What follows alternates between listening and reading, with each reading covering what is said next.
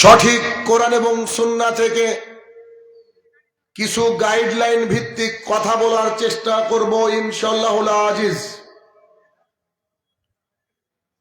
আমরা যারা এখানে উপস্থিত রয়েছি সবাই মুসলমান, সেই সাথে সাথে আল্লাহ সুবহানাহু ওয়া তাআলার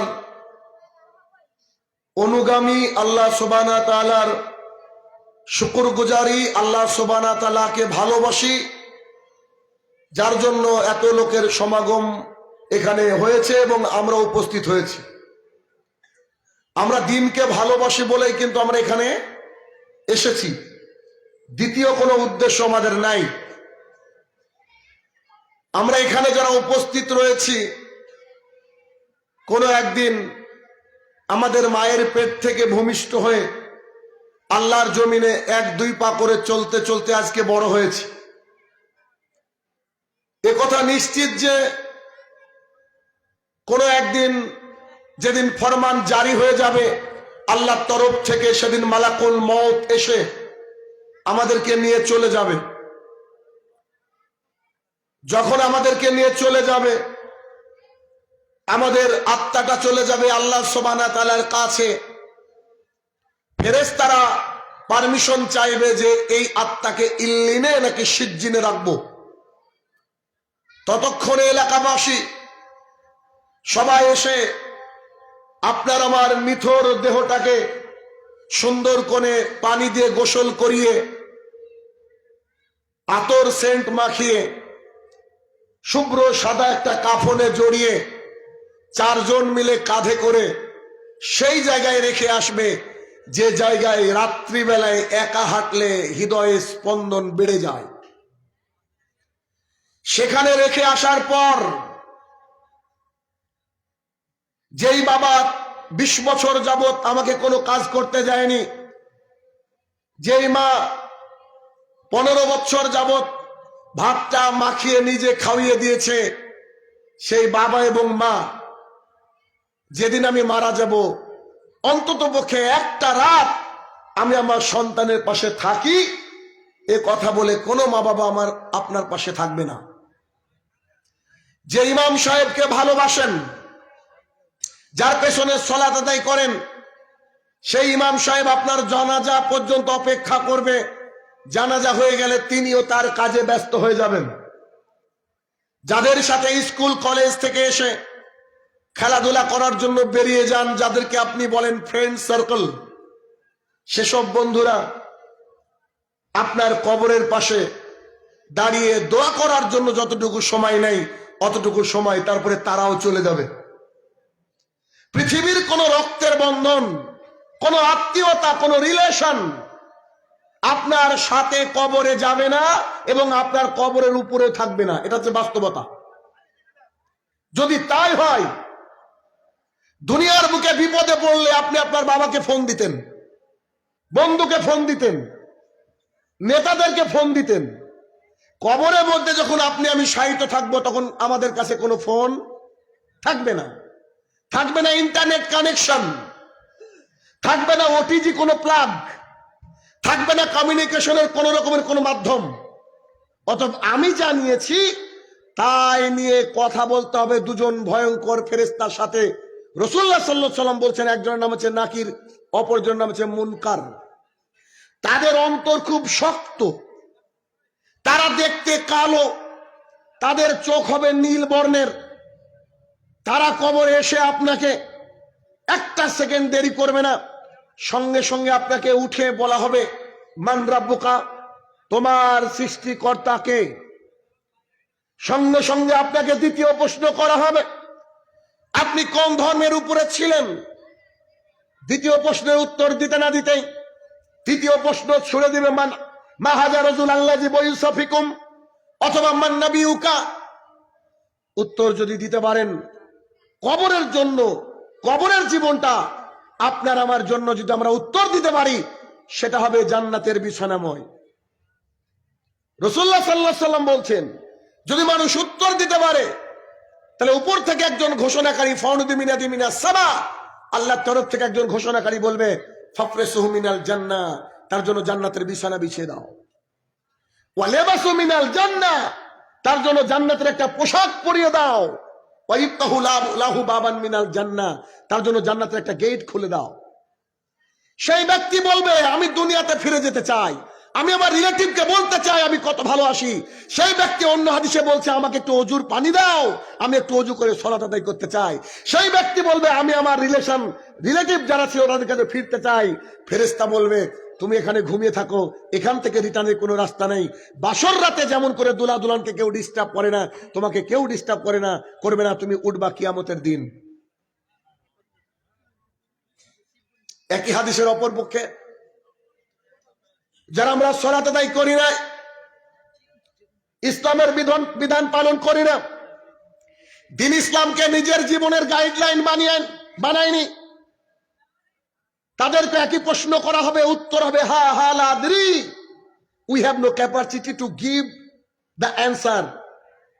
আমার এখন ওই ক্ষমতা নাই যে আপনি যে প্রশ্ন করেছেন তার উত্তর দেব। মাস্টার, ডাক্তার, প্রিন্সিপাল, যাদেরকে নেতা বলে বলছেন অমুক নেতার চরিত্র ফুলের মতো পবিত্র, যাদেরকে আপনি বলছেন এটা আমার আইডল, যাদেরকে বলছেন যে অমুক টিকটক আমার সেলিব্রিটি, যাদেরকে বলছেন আমার এইটা আমার আত্মীয়, সবাই তারা কবরে গিয়ে বলবে হা হা লা আদরি, আজকে আমি উত্তর দিতে পারি না। ফাউনিদি মিনাদি মিনাস সামা, উপর থেকে ঘোষণাকারী ঘোষণা করবে ফাফরিসুহু মিনান নার,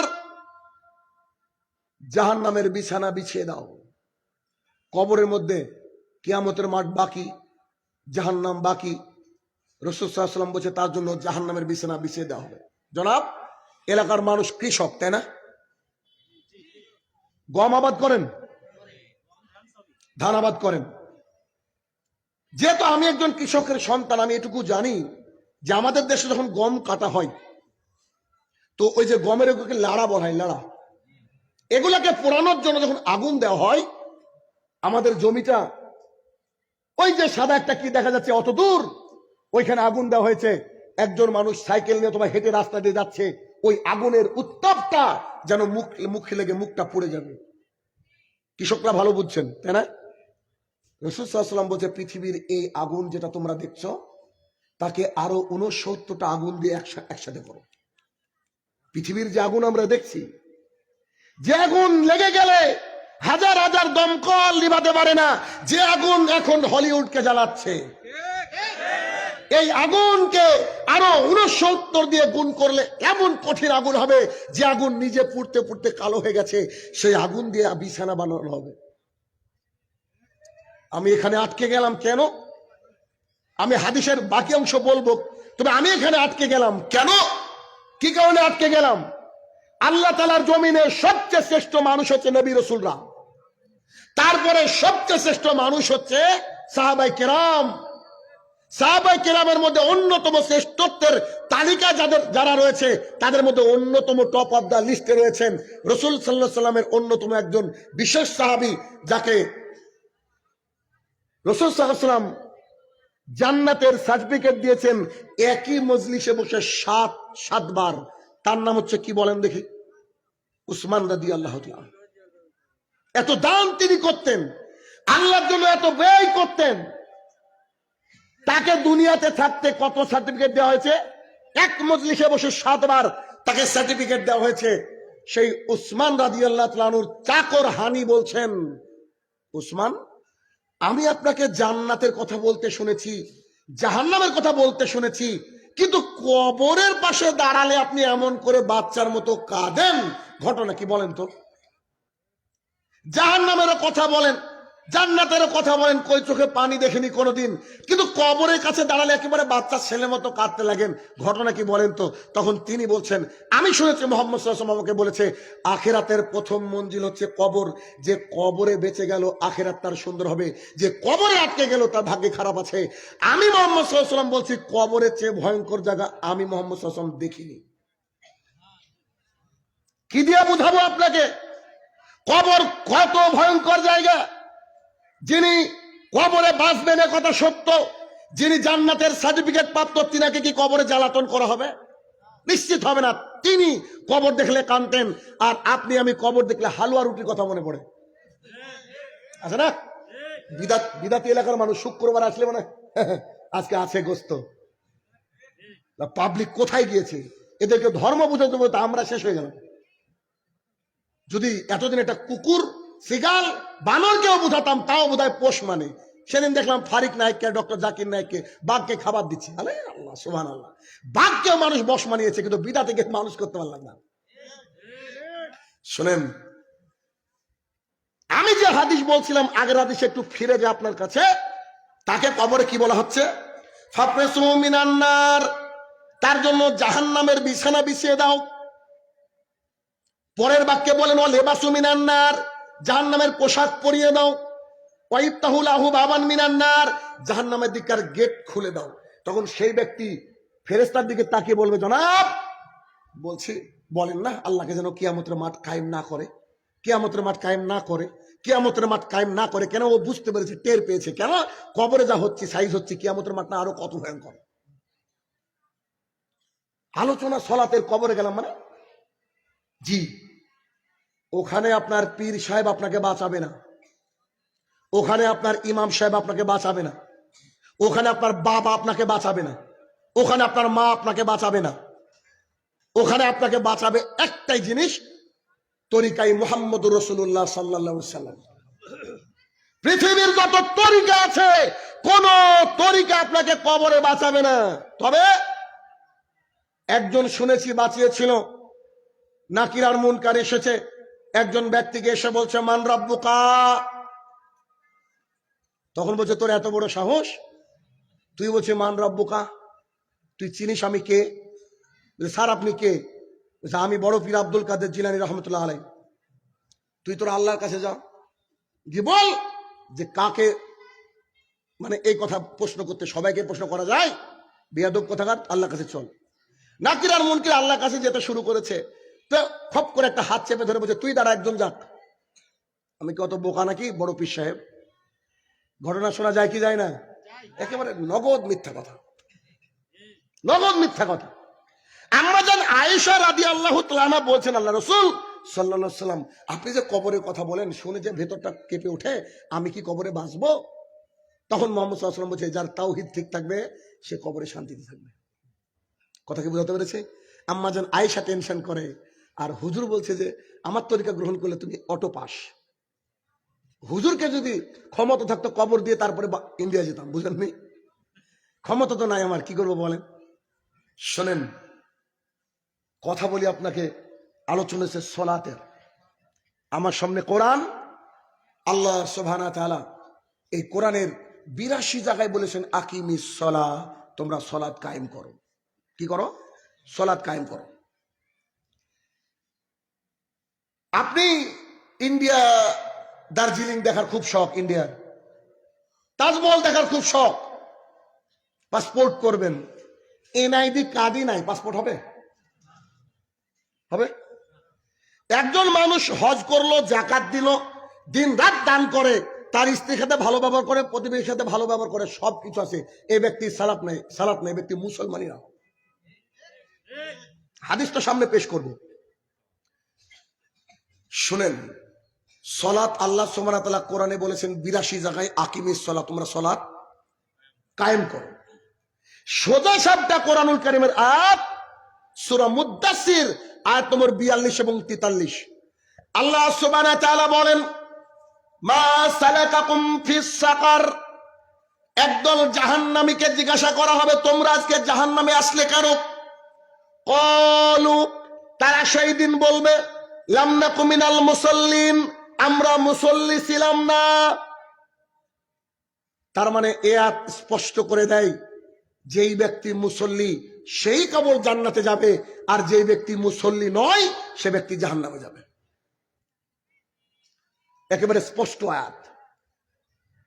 আমি হাদিস থেকে বলবো পরে, কিন্তু কোরআন থেকে আপনাকে বললাম। তার মানে যেই ব্যক্তির সলাত রয়েছে, যে ব্যক্তি মুসল্লি সেই ব্যক্তি জান্নাতি, আর যে ব্যক্তি মুসল্লি নয় জাহান্নামী। এখন প্রশ্ন, মুসল্লি কাকে বলে? মুসল্লি কাকে বলে এটা আমাদেরকে জানতে হবে। মুসল্লি তাকে বলে যে ব্যক্তি দিনে রাতে 5 ওয়াক্ত সালাত আদায় করে। যে ব্যক্তি দিনে রাতে 5 ওয়াক্ত সালাত আদায় করে এই ব্যক্তির নাম হচ্ছে মুসল্লি। আবারও বলি, যে ব্যক্তি দিনে রাতে 5 ওয়াক্ত সালাত আদায় করে এই ব্যক্তি মুসল্লি। মুসল্লির বিপরীত হচ্ছে বেনামাজি। আমাদের সমাজের মানুষ বেনামাজির সংজ্ঞাই জানে না। যদি বেনামাজির সংজ্ঞা জানতো তাহলে আমাদের মসজিদে ফজরে আমিনে এই গোমস্তাপুরে আমিন বলতো, রোহনপুরে শোনা যেত। দুঃখের বিষয়, আমাদের সমাজে বেনামাজির সংজ্ঞাই মানুষ জানে না যে কাকে বেনামাজি বলা হয়। আর আমি একটা কথা এর মধ্যে যোগ করি, আমি মনে করি যে আমাদের সমাজের বেনামাজি বানানোর জন্য যারা সবচেয়ে বড় দায়ী, 1 নম্বরে হচ্ছে আলেম সমাজ। আলেম সমাজ সলাতের সঠিক গুরুত্ব, সলাত না আদায় করলে যে তার কি ভয়াবহতা তা প্রকাশ করতে পারে না বলেই মানুষ আজকে সলাত ছেড়ে দেওয়ার পরেও নিজেকে মুসলমান দাবি করে। এই নীতিকে ত্যাগ করতে হবে, সলাত আদায় করতে হবে যে কোনো মূল্যে। কোরআন থেকে প্রমাণ করলাম, যে ব্যক্তি সলাত আদায় করে না এই ব্যক্তি মুসলমান নয়। যদি নরেন্দ্র মোদী জান্নাতে যায় তো সেও জান্নাতে যাবে। এখন আপনি বুঝেন। 2, বেনামাজি কাকে বলে ভালো করে শুনে রাখেন। এ কথা শোনাবে না, খুব অল্প মানুষই বলবে আপনার সামনে। আমি বলছি, একটু শুনেন। 1, গোটা বৎসরে যারা 2 ঈদে সলাত আদায় করে এরা হচ্ছে খাঁটি বেনামাজি, যাদের নাম আমি দিয়েছি ইদু মিয়া। 2, শুধুমাত্র রামাদান মাসে ওর গতি এমন গতি, মুখে খেজুর নিয়ে দাঁড়াচ্ছে, মনে হচ্ছে ইমাম সাহেব বলবো আপনি সাইডে দাঁড়ান। যারা শুধু রমাদানের সলাত আদায় করে এরা হচ্ছে বেনামাজি, এরা হচ্ছে রমজান আলী। 3, যারা এমনি তো সলাত আদায় করে না, শুধুমাত্র কেউ মারা গেলে সাদা পাঞ্জাবি আর টুপি মাথায় দিয়ে রুমাল বেঁধে চলে যায় জানাজার সালাত আদায় করতে, এরা হচ্ছে বেনামাজি। 4, যে ব্যক্তি ইচ্ছে করে প্রতিদিন যে কোনো 1 ওয়াক্ত সালাতকে ছেড়ে দেয়, ইচ্ছে করে আর খেয়াল খুশি মতো ছেড়ে দেয়, এই ব্যক্তি হচ্ছে বেনামাজি। 5, যে ব্যক্তি ইচ্ছে করে সলাতের রুকুনকে ছেড়ে দেয়, আমি মানি না এই রুকুন, সে ব্যক্তি হচ্ছে বেনামাজি। আপনাকে 5টা আমি গন্তব্য দিয়ে গেলাম, 5টা গাইডলাইন দিয়ে গেলাম। এই 5টা গুণে গুণান্বিত যারা তারা বেনামাজি। কিন্তু আমাদের সমাজটা উল্টো। আমাদের মসজিদের সভাপতি, ক্যাশিয়ার, সেক্রেটারি এরা প্রায় শুকুর আলী, এরা প্রায় মসজিদে যায় শুধুমাত্র হিসাব নেওয়ার জন্য, আবার ওদের জন্য নাকি একটা জায়নামাজ আলাদা থাকে। আশ্চর্য পাবলিক। শুধু নেতা হয়েছে আর এলাকার একটু আর্থিক সচ্ছলতা রয়েছে, সে গিয়ে মসজিদ পরিচালনা করে। অসম্ভব। যে লোকটা রিক্সা চালায়, ভ্যান চালায়, এ যদি 5 ওয়াক্তের মুসল্লি হয়, এই হবে সভাপতি, এই হবে ক্যাশিয়ার, এই হবে ট্রেজারার। এইভাবে যদি সমাজ আপনি পরিচালনা করার চেষ্টা করেন, ওয়াল্লাহি আল্লাহর কসম করে বলছি, একটা সমাজ পরিবর্তন হতে বাধ্য হবেই হবে, নিশ্চিত আপনি জেনে রাখেন। তবে আপনাকে এটা মাথার মধ্যে রাখতে হবে, যারা শুধু এই 5টা ক্যাটাগরির মধ্যে রয়েছে এরা কখনো নামাজি নয়, আল্লাহর কাছে এরা মুসলমান হিসেবে গৃহীত হবে না। আল্লাহর কাছে এরা মুসলমান হিসেবে গৃহীত হবে না। শুধু জুমার দিনে সালাত আদায় করে বলছে আমি মুসলমান। আশ্চর্য কথা। কি বোকার মতো পরিচয় দিয়েছে, নিজেও জানে না ও কি বলছে। তাহলে 1, যারা সালাত আদায় করে না তারা কোথায় যাবে? স্পষ্ট। 2, মুসল্লি কাকে বলে? যারা 5 ওয়াক্ত সালাত আদায় করে। 3, বেনামাজি কাকে বলে? 5টা ক্যাটাগরি বললাম, তাহলে এই 5টা ক্যাটাগরিও কি জাহান্নামী নয়? বুঝেননি বোধহয়? যে ব্যক্তি বেনামাজি সেই তো জাহান্নামী, আর যে বেনামাজি সেই জাহান্নামী। এটা হচ্ছে সহিহ মত। এবার একটু পৃথিবী বিখ্যাত 4 জন ইমাম আছে যাদের নাম আমরা সবাই জানি। ইমাম আবু হানিফা রহমতুল্লাহ আলাইহি, ইমাম আহমদ ইবনে হাম্বল রহমতুল্লাহ আলাইহি, ইমাম শাফি রহমতুল্লাহ আলাইহি, বলেন ইমাম মালিক রহমতুল্লাহ। একটু খেয়াল করবেন, মানুষ বলে আমি হানাফি, আজকে দেখাচ্ছি কি হানাফি আর কে শাফি। একটু দেখেন, ইমাম আহমদ ইবনে হাম্বল রহমতুল্লাহ আলাইহিকে প্রশ্ন করা হলো, যে ব্যক্তি ইচ্ছে করে সালাতকে ত্যাগ করে দেয় বা বেনামাজি, তার বিষয়ে আপনার কাছে ফতোয়া কি? তো তিনি বলেন ও কাফের। কি বলেন? ইমাম আহমদ ইবনে হাম্বল রহমতুল্লাহ আলাইহি কে জানেন? মাত্র 10 লক্ষ হাদিসের হাফেজ। কি দিয়ে বুঝাবো? আপনার ইমাম টাইটেল পাস করে এসেছে, ওকে এখন যদি একটা টপিক দেওয়া হয় 20টা হাদিস আর বেরোবে না। অথচ 10 লক্ষ হাদিসের হাফেজ তিনি বলছেন বেনামাজি কাফের। এই মতটা আমি শাহিনুর রহমান গ্রহণ করেছি। এজন্য আমি কোন এক খুতবায় বলেছিলাম, আমার বাপ যদি বেনামাজি হয় আল্লাহর কসম করে বলছি আমি কুকুর শিয়ালের মতো পুঁতে রাখবো, আমি শাহিনুর রহমান জানাজা পড়াবো না। দেখি সমাজ পরিবর্তন হয় কিনা। ইমাম আহমদ ইবনে হাম্বল রাহমাতুল্লাহ আলাইহি তিনি বলছেন বেনামাজি কাফের। আর 3 জন ইমাম বলছেন না, ইনারা কাফের নয়, ইনারা যে ফাসেক। ইনারা কি? ফাসেক। আচ্ছা, এক নম্বর যিনি তিনি বললেন কি? কাফের। আর ইনারা বলেন ফাসেক। এবার তাদেরকে আবার জিজ্ঞাসা করা হলো, যে ব্যক্তি সালাতকে এভাবে ছেড়ে দেয়, খেয়াল খুশি মতো পড়ে, এদের ব্যাপারে আপনাদের শাস্তির বিধান কি? শাস্তির বিধান কি? তখন আহমদ ইবনে হাম্বল রহমতুল্লাহ আলাইহি, ভালো করে বুঝবেন, আহমদ ইবনে হাম্বল রহমতুল্লাহ আলাইহি এবং ইমাম শাফি রহমতুল্লাহ আলাইহি দুজনে বললেন ইনাদের পৃথিবীতে বেঁচে থাকার অধিকার নাই। যদি ইসলামিক শরিয়ত জারি থাকে এদেরকে হত্যা করে দিতে হবে, বেনামাজি পৃথিবীতে বেঁচে থাকতে পারবে না। আর 2 জন ইমাম, যার মধ্যে ইমাম আবু হানিফা রহমতুল্লাহ আলাইহি আছেন, যারা হানাফি নিজেকে দাবি করেন, আমার এই বাক্যের উপরে নজর দিতে হবে। যদিও আমি আপনাদেরকে হানাফি মনে করি না, আপনারা হচ্ছেন নকল হানাফি। আসল হানাফি যে বসে আছে স্টেজে। কেন আবু হানিফা রহমতুল্লাহ বলছি, যা সাহওয়াল হাদিসি ফাহুয়া মাযহাব, যেটা সহিহ হাদিস সেটা আমার মাযহাব। আমি যখন সহিহ হাদিস পাই বাদ বাকিকে ছেড়ে দিই, আমি হচ্ছে পাক্কা হানাফি।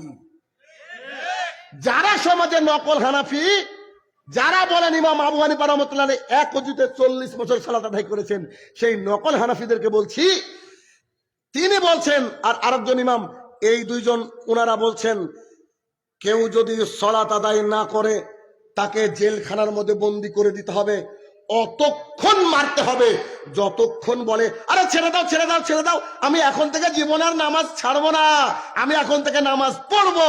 হয় এটা বলবে, আর নাহলে মারতে মারতে মেরে ফেলো। কথা কি বুঝলেন বলেন তোমার? কথা কি বুঝতে পারলেন? আগের 2 জন ইমাম বলছে যদি কেউ সালাত আদায় না করে ওর কোনো কথাই শোনা হবে না, মেরে দাও। আল্লাহর জমিনে ও বাঁচতে পারবে না। আর পরের 2 জন ইমাম একটু শিথিলতা প্রদর্শন করে বলছে ওদেরকে মারো, সুযোগ দাও, কথা বলার সুযোগ দাও, মারো মারো। মারতে মারতে এক পর্যায়ে বলছে যে জি জি ছেড়ে দেন ছেড়ে দেন ছেড়ে দেন, আমি সালাত আদায় করবো, তাহলে ওকে ছেড়ে দাও। আর ও যদি মুখ না খুলে কথা না বলে তো মারতে মারতে মেরে ফেলো। হিসাব অনুযায়ী 4 জন ইমামই বললেন যারা সালাত আদায় করে না সবাই হত্যার যোগ্য। 18 বছরের ছেলেটা আজকে সালাত আদায় করেনি, এই ছেলেটা মুরগি জবাই করেছে জলসা উপলক্ষে, এই গোস্ত খাওয়া হারাম। আমি বলছি না, সৌদি ফতোয়া বোর্ড, সৌদি ফতোয়া বোর্ড বলছে বেনামাজির হাতের জবাই করা পশু খাওয়া যাবে না। আরে আমার 6 বছরের মেয়েটা বেনামাজির হাতে পশু খায় না, আর আপনি 18 বছরের লোক 20 বছরের লোক পশু খান, আপনি পশু তাই খান। অসম্ভব। এলাকায় যদি কোনো ব্যক্তি মুরগি ছাগল গরু জবাই করে, ওই ব্যক্তি যদি বেনামাজি হয় সবাই বয়কট করবেন, সবাই বয়কট করবেন, এর থেকে গোস্ত নিব না। প্রয়োজনে মুরগি কিনে এনে বাড়িতে এনে আপনার 8 বছরের ছেলেটাকে দিয়ে জবাই করান, যে 5 ওয়াক্ত সালাত আদায় করে, তাও জায়েজ। কথা কি প্রশ্ন হচ্ছে আমার? ক্লিয়ার বুঝছেন কি? আচ্ছা, এবার আসুন। আনাস রাদিয়াল্লাহু তাআলা আনহু বলেন, রাসূল সাল্লাল্লাহু আলাইহি সাল্লাম বলেছেন, কিয়ামতের মাঠে সর্বপ্রথম হিসাব নেওয়া হবে সালাতের। যেই ব্যক্তির সালাত টিকলো, অন্যান্য আমল টিকলো। আল্লাহর জমিনে যদি দামি ইবাদত দেখতে চান, নিজে কষ্ট করে যদি ইবাদত কোনটা হয়, সেটার নাম হচ্ছে সিয়াম। কি বলেন? রোজা। 1 মিনিট। রাসূলুল্লাহ সাল্লাল্লাহু আলাইহি সাল্লাম বলছেন, আমি একটু বুঝাই। এর নাম হচ্ছে আব্দুল্লাহ, আর এটা হচ্ছে জাহান্নাম। এটা কি? জাহান্নাম। একদিনের রোজার সিয়ামের ফজিলত দেখাবো, তারপরে বলছি। রাসূলুল্লাহ সাল্লাল্লাহু আলাইহি সাল্লাম হচ্ছে আব্দুল্লাহ। আল্লাহ রাসূল আব্দুল্লাহ বলেননি, বোঝানোর জন্য বলছি। ডোন্ট টেক ইট আদারওয়াইজ, অন্যদিকে নিয়েন না, কারণ প্র্যাকটিক্যালি বোঝাতে হবে তো পাবলিককে, বুঝেন না? আলেমরা তো কেঁদে সুর করে বাঘের গল্প গরু গল্প দিয়ে শেষ করেছে। এখন একটু শুনেন, ক্লাস করেন। এটা হচ্ছে আব্দুল্লাহ, এটা হচ্ছে জাহান্নাম। রাসূল সাল্লাল্লাহু আলাইহি ওয়াসাল্লাম বলছে, ও আমার সাহাবীরা, শোনো শোনো শোনো, তোমরা যদি আল্লাহর রাস্তায় একদিন সিয়াম পালন করো, কদিন? একদিন সিয়াম পালন করো, তো তোমার আর জাহান্নামের মাঝে একটা গর্ত খনন করা হবে। কি? পরীক্ষা। পরীক্ষা কেন? আচ্ছা, এখন এই দুটো লেগে আছে, এর মাঝে যদি গর্ত খনন করে, এটা দূরে যাবে না? যাবে? যাবে, যাচ্ছে। তো ধরেন এত দূর আসলো, এবার ফেরেশতা খুঁড়ছে। রাসূলুল্লাহ সাল্লাল্লাহু আলাইহি সাল্লাম বলছেন যে তার আর জাহান্নামের মাঝে গর্ত খনন করা হয়। সাহাবীরা খুব চালাক ছিলেন। আল্লাহ রাসূল সাল্লাল্লাহু আলাইহি সাল্লাম বলছে, গর্ত সাইজ কেমন হবে? গর্তর সাইজ কেমন হবে? রাসূল সাল্লাল্লাহু আলাইহি সাল্লাম বললেন, গর্তের দূরত্ব হবে জমিন থেকে আসমান পর্যন্ত। কি দিয়ে বুঝামো? আব্দুল্লাহ যেখানে সেখানে রয়েছে, জাহান্নাম চলে গেছে কোথায়? আকাশে। একদিন আল্লাহকে খুশি করে কেউ যদি সিয়াম পালন করে, তার থেকে জাহান্নাম চলে যায় 1 আসমান দূরত্বে। আরে 30টা পা আলহামদুলিল্লাহ করেছি গত রমাদানে, আবার করবো ইনশাআল্লাহ। আল্লাহ সুবহানাহু ওয়া তাআলা কিয়ামতের মাঠে বান্দাকে নিজে হাতে পুরস্কৃত করবেন যারা রোজা করবে। আল্লাহ তাআলা বলছেন যে যারা সিয়াম পালন করে তাদের মুখের গন্ধ আমার কাছে মিশকে আম্বারের চেয়েও শ্রেষ্ঠ। এত কষ্ট করি, পেটের মধ্যে একবারে ঘুঘু চড়ে বেড়াচ্ছে খিদের জ্বালায়। 6টা 5 মিনিটে ইফতার, এখন বাজছে 6টা। সামনে এতগুলা পানীয়, কত কি রুয়াবজা, তা আপনার জলের পানির বোতল, তাতে আরো কত কি থাকে, কত যে খাবার। আল্লাহর কত আনুগত্যশীল আমরা, শুধু খেজুরটা নারী মুখে পর্যন্ত দিতে পারি না। আল্লাহকে কত ভয় করি। আল্লাহর জমিনে শ্রেষ্ঠ কোনো ইবাদত থাকলে সিয়াম আছে, কিন্তু কিয়ামতের মাঠে সিয়াম সম্পর্কে প্রথমে জিজ্ঞাসা করা হবে না। সিয়াম হচ্ছে জাহান্নাম থেকে বাঁচার ঢাল। যে ব্যক্তি সিয়াম পালন করবে, ও জাহান্নাম থেকে ওকে বাঁচাবে, ওর রোজাটা। কিন্তু কিয়ামতের মাঠে সিয়াম এর ব্যাপারে কোনো কথা শুরুতে হবে না। 2, আল্লাহ তাআলার জমিনে এমন একটা ইবাদত আছে যার একটাই নেকি। সেই নেকিটা কি? কোন ব্যক্তি যদি হজ করে, হজ যদি কবুল হয়ে যায়, তাহলে সেই ব্যক্তির জন্য জান্নাত ওয়াজিব। 8 লাখ টাকা খরচ করে বাংলাদেশ থেকে হজ করতে গিয়েছেন আপনি, হজ করেছেন, হজ করার পর আপনার হজটা কবুল হয়ে গেছে। এখন মুহাম্মদ সাল্লাল্লাহু আলাইহি ওয়াসাল্লাম বলছে, এই লোকটা মায়ের পেট থেকে যেদিন হয়েছিল, ওর যেমন পাপ ছিল না, এখন ওর পাপ আর নাই। এরকম এই হচ্ছে হজ। কিন্তু এত দামি টাকাওয়ালা ইবাদত হজ, যে হজের ব্যাপারে প্রথমে প্রশ্ন করা হবে না। রাসূল সাল্লাল্লাহু আলাইহি ওয়াসাল্লাম বলেন, কিয়ামতের মাঠে প্রথম হিসাব নেবে সালাতের। 5 ওয়াক্ত যার সালাত টিকলো, তার ওই যে সিয়াম টিকবে। 5 ওয়াক্ত যার সালাত টিকলো, তার হজ টিকবে। 5 ওয়াক্ত যার সালাত টিকলো, তার দান টিকবে। 5 ওয়াক্ত যার সালাত টিকলো, তার বাকি কিছু টিকবে। সালাত কত বড় ইবাদত! এজন্য শুরুতে বলেছি কি, সালাত হচ্ছে একটা এনআইডি কার্ড। এনআইডি কার্ড নাই মানে পাসপোর্টও হবে না, ভিসা তো দূরের কথা। এই জন্য সালাতকে অতি গুরুত্ব দেওয়া হয়েছে। আমি অবাক হয়ে যাই সলাতের ব্যাপারে যখন আমি শুনি যে ফজরে 1 কাতার 1.5 কাতার মানুষ, কলিজাটা ফেটে যায় আমার। বিশ্বাস করেন কেন? কারণ আমার ভাই সে জাহান্নামে যাবে, এটা আমার দেখতে ভালো লাগবে? কারণই ভালো লাগবে? কিন্তু আমরা ওই অবস্থায় করে ফেলেছি। শোনেন একটা কথা, এই ঘটনাটা বা হাদিসটা আমাকে তাজ্জব করে ফেলে। হাদিসটা কি? আজ পর্যন্ত কোথাও বলিনি আমি, আজকে আপনার সামনে পেশ করছি। আমি বলিনি, আজকে পেশ করছি। একটু খেয়াল করেন, কিছু কিছু জিনিস নিজে নিজে আমল করার চেষ্টা করি, নিজে নিজে রাখি, আবার ভাবি আমার ভাইয়েরা জানবে না কেন, জানা তো উচিত। আমি সলাতে কেউ যদি বলে যে ফজরে উঠতে পারিনি, আমার কাছে আসমান ভেঙে পড়ে। আমার কাছে আসমান ভেঙে পড়ে। কেন? কি কি সমস্যা ভাই তোমার? আমি 10 দিন না খেয়ে আছি, তাজ্জব হব না? আমি আমার একটা পা নাই, অথচ আমি হেঁটে চলে যাচ্ছি, তাজ্জব হব না? কিন্তু ফজরে উঠতে পারিনি, কথা আমার হজমই হয় না, আমার হয় না হজম।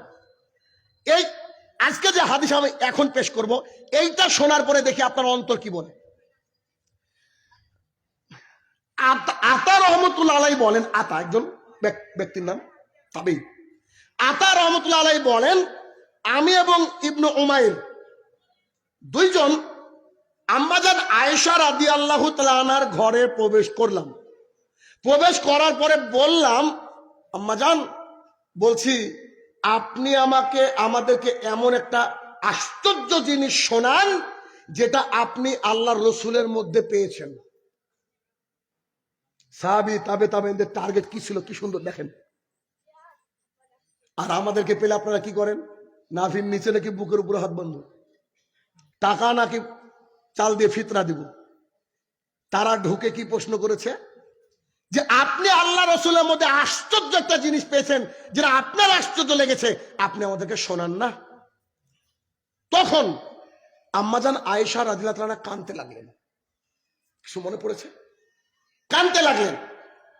কান্নার পর তিনি কান্না থামিয়ে বলছেন, একদিন রাত্রিবেলায় আমি আর মুহাম্মদ সাল্লাল্লাহু আলাইহি ওয়াসাল্লাম শুয়ে আছি, তিনি আমাকে বললেন, আয়েশা তুমি আমাকে ছেড়ে দাও, তুমি আমাকে ছাড়ো। আম্মাজান আয়েশা রাদিয়াল্লাহু তাআলা বলছেন, আমি তাকে বললাম যে শোনেন না, আপনি যাতে খুশি হন আমি তাই করার জন্য প্রস্তুতি গ্রহণ করেছি। আপনি যাতে খুশি হবেন আমি তাই করার জন্য প্রস্তুতি নিয়েছি। আপনি যাতে খুশি হবেন, যে কোনো মূল্যে আমি আপনাকে খুশি করতে চাই, আমি আপনাকে খুশি করার চেষ্টা করছি, চেষ্টা করব। আপনি উঠবেন কেন? আমাকে ছাড়তে কেন বলছেন? তখন তিনি বলছেন, আয়েশা, আমি আমার রবের ইবাদত করব, আমি আমার রবকে একটু সময় দেব, তোমাকে এখন দিতে পারছি না, দুঃখিত। আমি আমার রবকে একটু সময় দেব, তুমি আমাকে একটু ছাড়ো না, স্ত্রী হক, তুমি একটু ছাড়ো না। আম্মাজান আয়েশা রাদিয়াল্লাহু তাআলা বলছেন যে আচ্ছা, আমি কি আপনাকে খুশি করতে পারিনি? আচ্ছা ঠিক আছে, আপনার খুশি আমার খুশি, যান আপনি আপনার রবকে সময় দেন। আমি মুহাম্মদ সাল্লাল্লাহু আলাইহি ওয়াসাল্লামকে দেখলাম তিনি ওযু করে আসলেন। ওযু করে আসার পর তিনি সলাতে দাঁড়ালেন। সলাতে দাঁড়িয়ে যে কি কান্না শুরু করলেন, কাঁদতে কাঁদতে তার কোল ভিজে গেল। কত পানি পড়লে কোল ভিজে যায়, কি দিয়ে বোঝাবো আপনাকে আমি? কত চোখের পানি পড়লে কোল ভিজে যায়। তিনার কোল ভিজে গেল। তিনি আবার একটু পরে আবার কাঁদতে শুরু করলেন সলাতের মধ্যে। তিনি অঝরে কেঁদে যাচ্ছেন। কাঁদতে কাঁদতে আমি খেয়াল করে দেখলাম যে তার মাটি পর্যন্ত ভিজে গেল, যেখানে সেজদা করছিলেন সেই মাটি পর্যন্ত ভিজে গেল। এমতো অবস্থায় বিলাল রাদিয়াল্লাহু আনহু সলাতের জন্য ডাকতে আসলেন আল্লাহ রসুলকে। আল্লাহ রসুল কাঁদছেন, এইটা দেখে বিলাল রাদিয়াল্লাহু আনহু বাইরে থেকে বলছেন, আল্লাহ রসুল সাল্লাল্লাহু আলাইহি সাল্লাম, আপনার তো আগের গুনাহ পিছনের গুনাহ কিচ্ছু নাই, আল্লাহ তাআলা ক্ষমা করে দিয়েছেন। আপনি কেন এত কষ্ট করেন? আপনি কেন এত কান্নাকাটি করেন? আপনি এত কাঁদছেন কেন? আপনি একটু থামুন না, আমাদের কষ্ট হচ্ছে। আপনি এত কাঁদেন কেন? এত কষ্ট করেন কেন? আপনার আগের গুনাহ নাই, আপনার পেছনের গুনাহ নাই। তখন মুহাম্মদ সাল্লাল্লাহু আলাইহি ওয়াসাল্লাম বলছে, বিলাল, আজকে আমার উপরে আল্লাহ তাআলা যে আয়াত নাজিল করেছে, এটা যদি আমি পড়ি, এই আয়াতগুলোকে যদি আমি বিশ্লেষণ করি, তাহলে আমার রবের আমি সন্তুষ্ট অর্জন করব কি করে? তাই তো আমি দাঁড়িয়ে সালাত আদায় করছি আর কাঁদছি। আমি আপনাকে কি দিয়ে বুঝাই? অত্র হাদিস যদি আপনি ভেতরে বাড়িতে নিয়ে যেতে পারেন, আজকের পর থেকে সালাত আপনার নষ্ট হবে না ইনশাআল্লাহ। এখানে আরেকটা কথা আছে। কথা কি? রাসূল সাল্লাল্লাহু আলাইহি সাল্লাম সলাত আদায় করছেন, তিনি যদি ওই সলাতটা নাও আদায় করতেন তবু তিনি জান্নাতি। কেন? তার কোনো গুনাহ নাই। আর আমার কাছে হাদিসের সবচেয়ে আশ্চর্য বিষয় যেটা লেগেছে, এটা আমার ব্যক্তিগত মতামত, বিলাল রাদিয়াল্লাহু তাআলা রাসূল সাল্লাল্লাহু আলাইহি ওয়াসাল্লামকে ডাকতে আসলেন সলাতের জন্য। তার মানে আল্লাহ রাসূল সাল্লাল্লাহু আলাইহি ওয়াসাল্লাম যদি বেলা রাত্রি 12টায় দাঁড়িয়ে যান নামাজ পড়তে, বিলাল ডাকছে সকাল 5টায়। কেন? বিলাল তো ডাকবে ফজরে। কথা কি বুঝতে পারছেন? এটা আমার বিশ্লেষণ, আমি ছোট মানুষ, কিছু বুঝি না, যতটুকু বুঝি এটা আমার কথা। যে কি আল্লাহ রাসূল ধরেন কথার কথা 1টায় দাঁড়িয়েছে বা 5টায়, মানে 12টায় দাঁড়িয়েছে, এবার বিলাল ডাকছে, হয়তো মোহাম্মদ সাল্লাল্লাহু আলাইহি ওয়াসাল্লামকে 5টায় ডাকছে। এই যে 12টা থেকে 5টা, এই যে 2, 3, 4, 5 ঘন্টা, যত ঘন্টা, এত ঘন্টা দাঁড়িয়ে তিনি সালাত আদায় করেছেন। আপনার আমার অবস্থা কি? আপনার আমার শুধু অ্যাকাউন্টে গুনার গুনাহ, গুনার গুনাহ, গুনার গুনাহ। যেই ব্যক্তিত্বের আগের গুনাহ পেছনের গুনাহ সব মাপ, তিনি নাকি সালাত আদায় করছেন ফজর পর্যন্ত। বিলাল বলছে সময় হয়ে গেছে, তাড়াতাড়ি আসেন। বলেন বাঁচার রাস্তা কি? আমি তো দেখি না যে বাঁচার রাস্তা আমাদের আছে। অতএব আল্লাহর জমিনে যতদিন জীবিত থাকতে হবে ততদিন আপনাকে আমাকে সালাত আদায় করতে হবে, এর বিকল্প কোন রাস্তা নাই। বারা ইবনে আযিব রাদিয়াল্লাহু তাআলা আনহু বলেন, বুরাইদা রাদিয়াল্লাহু তাআলা আনহু বলেন, রাসূল সাল্লাল্লাহু আলাইহি সাল্লাম বলেছেন, আমাদের আর তাদের মাঝে পার্থক্য হচ্ছে সালাত। যার সালাত আছে ওই মুসলমান, আর যার সালাত নাই ও ব্যক্তি কুফরি করলো, অর্থাৎ কাফের। তার মানে যে ব্যক্তি 5 ওয়াক্ত সালাত আদায় করে না, মুসলমানের বাচ্চা বলে দাবি করে, ওই ব্যক্তি মুসলমানের বাচ্চা তো ঠিক আছে, এই ব্যক্তি আল্লাহর কাছে মুসলমান নয়। ইমাম সাহেবকে বুকের পাটা নিয়ে খুতবা দিতে হবে, খুতবার দিনে উঠে বলতে হবে, জনাব শোনেন, রুজির মালিক আল্লাহ, রিক্সা চালিয়ে খাবো, অটো চালিয়ে খাবো, সিএনজি চালিয়ে খাবো, আজকের দুটো বাক্যর উপর আমি অটল থাকবো। এক, আমার মুসল্লি যারা উপস্থিত আছেন তারা শুনে রাখেন, আজকে জুমার দিন, জুমার দিনে যত মুসল্লি আমার এত ফজরে চাই, বরং এর চেয়ে বেশি চাই।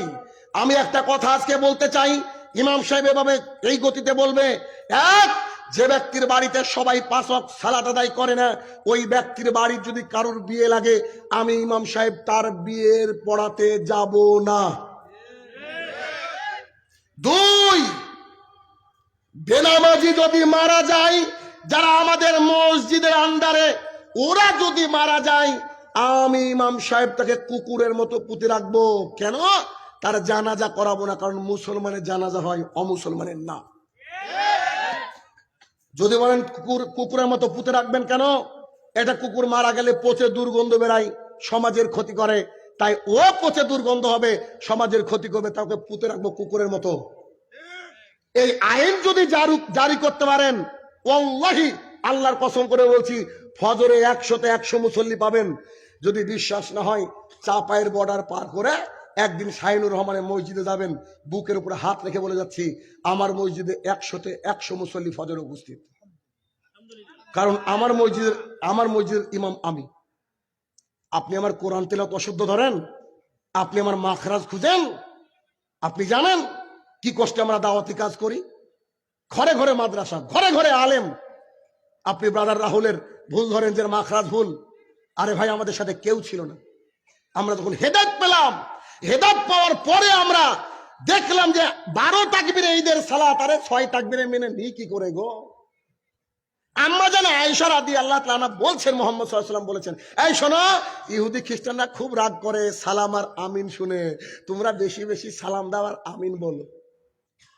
আবু হুরায়রা রাদিয়াল্লাহু তাআলা আনহু বলেন, রাসূল সাল্লাল্লাহু আলাইহি ওয়াসাল্লাম বলেছেন, কোন ব্যক্তি যদি সালাতের মধ্যে আমিন জোরে বলে আর তার আমিন ফেরেশতার আমিনের সাথে মিলে যায়, তার পাপ যদি সমুদ্রের ফেনার পরিমাণ হয়, আমি আল্লাহ তাআলা সেই পাপকে ক্ষমা করে দেব। আর তুমি মসজিদে লিখে রাখছো, এই মসজিদে আমিন বলা যাবে না, কর্তৃপক্ষ, তোমার কর্তৃপক্ষের মুখে লাথি মারি। এটা আল্লাহ তাআলার ঘর, আল্লাহ তাআলার ঘরে আল্লাহর আইন চলবে। তুমি কে হবে তা? আল্লাহর ঘরে আল্লাহর আইন চলবে। আবু হুরায়রা রাদিয়াল্লাহু তাআলা আনহু বলেন, রাসূল সাল্লাল্লাহু আলাইহি সাল্লাম বলেছেন, যেই ব্যক্তি পায়ের সাথে পা, কাঁধের সাথে কাঁধ মিলে সালাত আদায় করবে, সেই ব্যক্তির জন্য আমি আল্লাহ তাআলা জান্নাতে ঘর নির্মাণ করব। তুমি আমাকে গুলি করে দিলেও আমি পায়ে পায়ে কাঁধে কাঁধ মিলে সালাত আদায় করব। কেন? আমার জান্নাতে ঘর দরকার। তোমার আমার তুমি যে আইন কানুন চালু করেছো, আমি কোর্টকে বুড়ো আঙুল দেখাই। আমি কবরের কথা কেন শুরুতে বললাম? এই জন্যে আপনার ইমাম, আপনার মসজিদের কর্তৃপক্ষ ওই যে সব নিয়মগুলা লিখেছে, এই সব নিয়ম আলাদা আপনার সাথে কবরে থাকবে না, এটা বোঝানোর জন্য, এতদূর আপনাকে নিয়ে আসার জন্য শুরুতে কবরের কথা বললাম। কেন? এখন শুনেন, 1 মিনিট। ধরেন আপনি আমাকে এখানে একটা হাদিয়া দিলেন, এই মাহফিলে একটা হাদিয়া দিবেন তো নাকি? দিলেন হাদিয়া, হাদিয়াটা নিলাম, নিয়ে এখন রোহনপুরে গিয়ে আমার গাড়ির পেট্রোল তুলতে হবে, তেল তুলতে হবে। গিয়ে বললাম যে পেট্রোল দেন, পেট্রোল উনি দিলেন। এবার আপনারা করেছেন কি, যে আমাকে হাদিয়া দিয়েছেন, টাকা দিয়েছেন, ওর মধ্যে 500 টাকার একটা জাল নোট দিয়েছেন। ভালো করে বুঝেন। এখন ওই জাল নোটটা যদি আমি পেট্রোলওয়ালাকে দিই, পাম্পওয়ালা কি জালসা কমিটিকে ধরবে না আমাকে সাইজ করবে? আমাকে বলবো, হো হুজুর হয়ে আপনিও। আমার সাথে ঘটেছে। আমি ইন্ডিয়াতে ইংরেজি পড়াই, অফলাইন অনলাইন, এদেশেরও বহু ছাত্র আমার কাছে পড়ে। মানে আপনারা দেখে বিসিএস আছে না, বিসিএস, তারপরে যে শিক্ষক নিবন্ধন পরীক্ষা, এগুলো আমি পড়াই আর কি। আমি ইংরেজি নিয়ে পড়াশোনা করেছি, আমার জীবনটা ইংরেজি নিয়ে। আমার লেখা বহু বই আলহামদুলিল্লাহ চলে পশ্চিমবঙ্গে। তো আমি করেছি কি, আমাকে টাকা দিয়েছে। আর আমি কোনোদিন হাদিয়া, তো সবাই জানে বোধহয়, এতদিন সবাই জেনে গেছে যে শাহিনুর রহমান হাদিয়ার দিকে তাকিয়েছে, কেউ যদি প্রমাণ করতে পারে জীবনে বক্তৃতা করবো না। এটা আমার কথা। কিন্তু আমাকে মানুষ কি পরিমাণে ঠকায় আল্লাহ ছাড়া আর কেউ জানে না, ফেরেশতারাও জানে না। সিরিয়াসলি বলছি, বিশ্বাস করেন। আমি চাই না তো মানুষ আমাকে যে কি পরিমাণে ঠকায়। আরে বাংলাদেশের বুকে গাড়ি ভাড়া পর্যন্ত ওঠে না। আমি বাংলাদেশ থেকে এখানে ঢুকেছি, আমার আত্মীয় স্বজন আছে, তাদের জন্য তো বাজার করতে হবে। তো সামান্য কিছু নিয়ে তাই 70,000-এর উপরে খরচ। ইন্ডিয়ান 70,000 মানে বাংলাদেশে 1,10,000-এর উপরে। তারপরে আচ্ছা ঠগান না, আমার দরকার না, আমি ব্যবসা করি না, আমি তাওয়াক্কুল আল্লাহর উপরে করেছি। কথা বুঝেন? তো আমাকে টাকা দিয়েছে, টিউশনের কোনো টাকা, আমি টাকা পকেটে রেখে দিয়েছি। খুব পরিচিত পাম্প, বাইক নিয়ে গেছি তেল ঢুকানোর জন্য। তো আমি যখন টাকা দিয়েছি, তা আমার দিকে তাকিয়ে বলছে, স্যার টাকাটা যে যাও। মানে ওনার অ্যাপ্রোচটা আমার খারাপ লেগেছে। উনি হিন্দু, ভালোবাসেন, কিন্তু ওনার অ্যাপ্রোচটা এমন রেখেছে, ওনার ফেসটাকে দেখে মনে হচ্ছে যে আমি জেনে বুঝে ওনাকে দিয়েছি। আমি মানে আমি কিন্তু তখনও বুঝতে পারিনি টাকাটা জাল। তো আপনি বুঝতে পারছেন না, ধরেও বোঝা যায় না। আমি নিয়ে বুঝি টাকাটা কি জাল। তুমি বুঝি হ্যাঁ জাল। সঙ্গে সঙ্গে আমি ছিঁড়ে ফেলে দিয়েছি, সঙ্গে সঙ্গে ওইখানে। তো বলছে, স্যার আপনি সত্যি জানতেন না? আমি আপনি তো মহাবেকু, দাঁড়িয়ে আছে, এটা তো দেখে কথা বলেন। আমি আপনার এখানে তেল ঢুক, আপনি চিনেন না আমাকে? না না না, সে তো চিনি, কিন্তু ভাবছি। আল্লাহ তাআলা এমনি বলেছে নাকি, ওদের ভেতর থেকে না যাস, অপবিত্র। বুঝলেন না? ওরা চিনলই না মুসলমান কাকে বলে। তো রোহনপুরে গিয়ে আমি জাল নোট নিয়ে আমি ধরা পড়েছি। সাইজকে আমাকে করবে না, কমিটিকে। হুজুর শিখিয়ে দিয়েছে টাঙ্কির নিচে হাত বাঁধতে হবে। হুজুর শিখিয়ে দিয়েছে একবার আঙুল মারতে হবে। হুজুর শিখিয়ে দিয়েছে সলাতের পরে মাথায় হাত দিতে হবে। হুজুর শিখিয়ে দিয়েছে সঙ্গে সঙ্গে মুনাজাত ধরতে হবে। আচ্ছা, আমি শাহিনুর রহমান, আমি হানাফি মানুষ। হুজুর বলেছে, আমি দিন ধর্ম বুঝি না, আমি দলিল বুঝি, জমিন পর্চা বুঝি, রেকর্ড বুঝি, জমিন আইন বুঝি, কিন্তু আমি এই জায়গায় নাদান। এখন আমি কবরে চলে গেছি, ফেরেশতাকে বলছে আমার হুজুরকে ডাকি।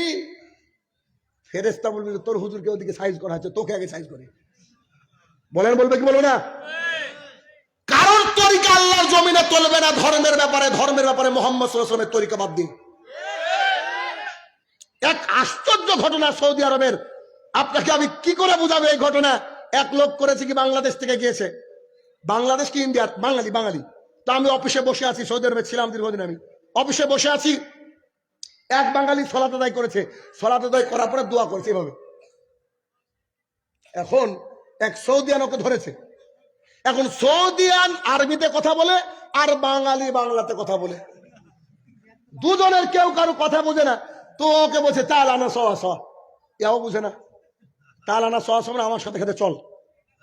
তোনাকে হাতটা ধরে আমার অফিসে এনে, আসসালামু আলাইকুম। ওয়ালাইকুম আসসালাম, কেফ আলাইক আনতা? কয়েস আলহামদুলিল্লাহ। এস মুশকিলা? হুয়া বাঙালি আন্তা জবান, এ বাঙালি তোর মতন জবান আরবি বাংলা কথা বল। আমরা ভাই কি করেছেন আপনি? কই ভাই আমি তো নামাজই পড়েছি। তা আমিও উনাকে বলছি এস মুশকিল এস সুবান্তা, আপনি কি দেখেছেন, কি সমস্যা? উনি বলছেন যে উনি সলাত আদায় করেছেন, করার পরে উনি বলছেন যে সলাৎ যখন শেষ হয়েছে সলাতের উপরে এর মাথা দিয়েছে, তো এভাবে মাথা দিয়েছে। তা আমি বললাম যে এটা আপনি করেছেন, হাত দিয়েছি, এটা করেছেন? তো বলে জি আমি এটা করেছি। আমি বলছি কি এটা? তো বলছে কেন, সলাতের পরে দোয়া, নামাজের পরে দোয়া। তা আমি ওনাকে সৌদিয়ানকে বলছি আপনি কি সমস্যা দেখেছেন? সৌদি বলছে যে যদি সলাৎ, বাংলায় বলে আপনাদেরকে নাকি, যদি সলাৎ নষ্ট হয়ে যায়, ভেতরে কোনো কিছু ভুল করেন, তার জন্য তো সাহু সেজদা দেওয়া উচিত। আমি দেখলাম তিনি সালাম ফিরিয়ে বলছে এরশাদা, আমরা বলি না, বুঝেননি বোধ হয়, আয় আল্লাহ কি হলো আমার, ও ভেবেছে ওইটা। তো বলছে আনা ফাক্কার এস মুশকিল হুয়া হুয়াফি মুশকিলা বাদেন হুয়া সুজুদ শাহু, ও যদি সমস্যা হয় তো শাহু সেজদা দিক, ও মাথায় কেন চাপড়াচ্ছে? আমি আবার বললাম যে ও মাথা চাপড়ানি উস্তাদ, ও দোয়া করেছে। তখন ও বলছে ইন্না লিল্লাহি ওয়া ইন্না ইলাইহি রাজিউন, আমি সৌদি আরবের লোক হয়েও আমি এই দোয়া জানলাম না, বাঙালি কি করে জানলো? কত বড় দুঃখের কথা। এখন যদি আপনি হিন্দিতে কোনো কথা বলেন আর আমার সামনে যদি কথা বলেন, আপনি ধরা পড়বেন না। কি করে বুঝাবো বলেন? কত পণ্ডিত দুনিয়ার বুকে আছে।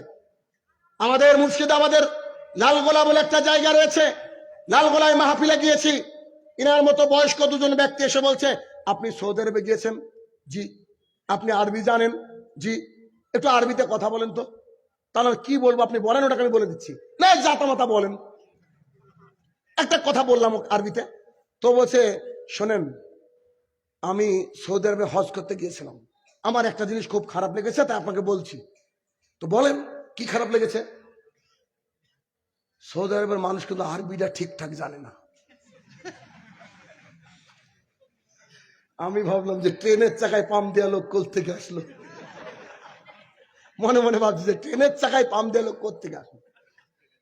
হ্যাঁ, আশ্চর্য। এক লোক তার স্ত্রীকে বলছে আমি কত বড় বেকুব তুমি জানো, মোবাইলের ফ্ল্যাশ লাইট জ্বালিয়ে আমি আমার মোবাইল খুঁজছি। হয়তো এরকম হয় না? তো দুজনে হাসছে, বলছে আমি কত বড় পাগল দেখো, মোবাইলের ফ্ল্যাশ লাইট জ্বালিয়ে আমি মোবাইল খুঁজছি। তখন ও হাসে আর স্ত্রীও হাসে, ও তো নিজেকে পাগল ভাবছে আর স্ত্রী ভাবছে এ তো পাগল। এরপরে স্ত্রী হাসি থামিয়ে বলছে তারপরে মোবাইল পেয়েছো? বুঝতে পারেন বোধ হয় স্ত্রী আমার ডবল পাগলি। ওই বলছে যে হাসছে, ও বুঝেছে বোধ হয়, বুঝে মোবাইলের ফ্ল্যাশ লাইট জ্বালিয়ে মোবাইল খুঁজে আমি কত বড় পাগল। একটু পরে তার স্ত্রী বলছে মোবাইলটা পেয়েছো?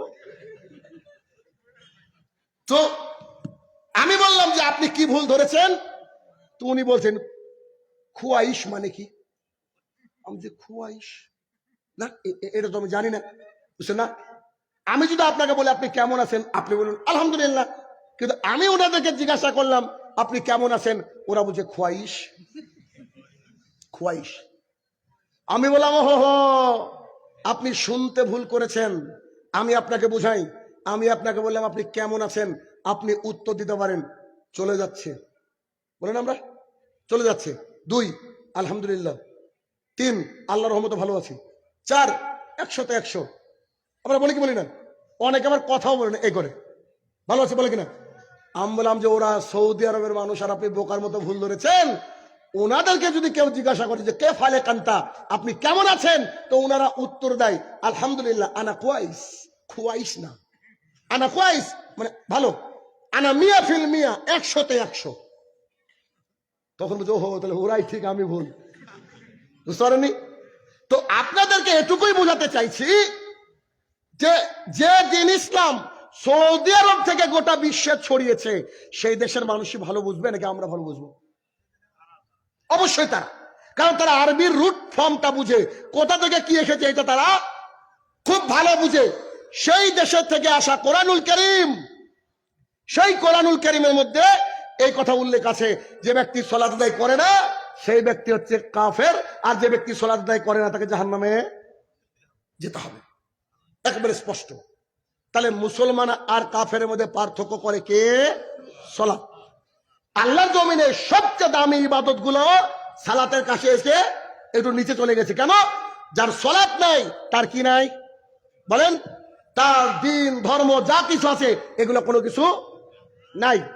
আচ্ছা, এবার আরেকটু কঠিন কথা, দেখেন, এটা আপনাদের রাস্তা, তাই না? এটা সামনে রাস্তা তো। আচ্ছা, এই যে সামনে দিয়ে রাস্তাটা চলে যাচ্ছে, ইমানদারির সাথে উত্তর দিবেন, ইমানদারির সাথে, এই রাস্তার উপরে কোন নারী আর পুরুষকে সহবাস করতে দেখেছেন কেউ কখনো? জেনা করতে দেখেছেন? দেখেননি নিশ্চিত। 2, দিনের বেলায় রাস্তার উপরে দাঁড়িয়ে ছিনতাই করতে এইখানে দেখেছেন? দেখেননি। 3, একেবারে রাস্তার মধ্যে বসে মসজিদের পাশে মদ খাচ্ছে ওপেনে দেখেছেন? দেখেননি। কিন্তু চায়ের দোকানে চায়ের কাপে চুমুক দিচ্ছে, আর একেবারে কাছে মসজিদ, এটা চায়ের দোকান, এই আম গাছটার পাশে হচ্ছে মসজিদ, ওখানে হাই আলাস সালাহ হচ্ছে, আজান হচ্ছে, চায়ের দোকানে মুসল্লি বসে আছে, এটা দেখেছেন? এমনকি জুমার আজান পড়ে যাওয়ার পরেও দোকানে দোকানে বিক্রি করছে, এটা দেখেছেন? দড়িয়ে দড়িয়ে খুতবা ধরে, এটা দেখেছেন? এবার আপনাকে বোঝাতে চাইছি, একজন বেনামাজি একটা বেশ্যা মহিলার চেয়ে খারাপ। কেন? বেশ্যা মহিলা নিজের দেহ বিক্রি করে ওপেনে না, তার লজ্জা লাগে। একজন বেশ্যা মহিলা নিজের যৌনবৃত্তি চাহিদাকে পূরণ করে টাকার মাধ্যমে গোপনে একটা ঘরে, গোপনে অন্ধকারে। সেই বেনামাজি বেশ্যা মহিলার চেয়ে একজন নামাজি খারাপ। কেন? মসজিদের পাশে হাই আলাস সালাহ শুনে ও যাচ্ছে না, তার মানে আল্লাহর মুয়াজ্জিনকে বলছে আমি যাবো না, তুই কি করবি কর। বুঝলেন? হাই আলাস সালাহ মানে কি? মসজিদে আসো আর আমি যাচ্ছি না, এটার মানে কি?